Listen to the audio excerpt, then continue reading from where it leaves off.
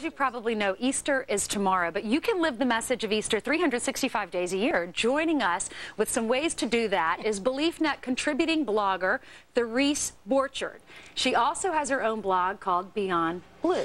We want to say we have these puppies out here because the Continental bus is outside here, so we have the Continental puppies. Do you find them soothing? Can we keep them out here? Well, I have 2 dogs myself. You do. So you're very at home. So they used to be puppies. Yes. How can people live? We're talking about living Easter every day. It's not just something you want to live once a year that come around the time of the year, but you have some tips that people can do and try to incorporate this into their life all year round. And you have 9 of them, right? I do. All right, let's hit number. What are we starting with? 9.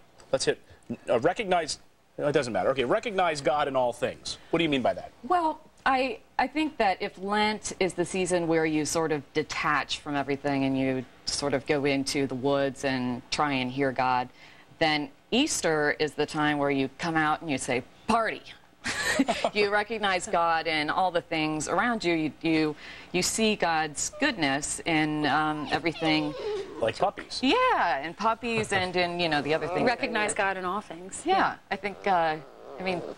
You're a trained theologian. You're a religious person also. But you say, go public in everything we do and say. Our words and deeds should always come back to the resurrection.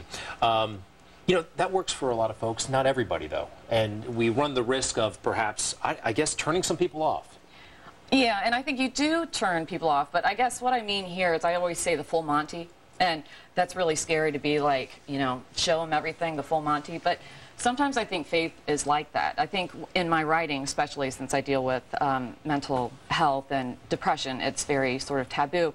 And I've made a decision to just sort of put everything out on the table because I think when you do that, you really are a witness to the hope that's there. Mm-hmm. I think we sometimes forget, we get so overwhelmed with things. We're consumed with material things. We have jobs, we have family, we have career that can consume us all. You make a point to turn it over to Him. What do you mean by that? Just take it off of your back?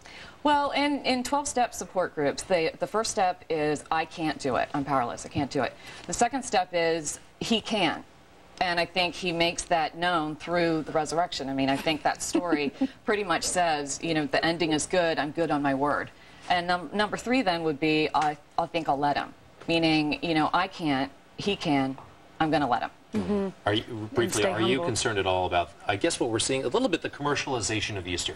I mean, where it's all about Easter bunnies, it's all about jelly beans, and not perhaps enough about the resurrection in this story?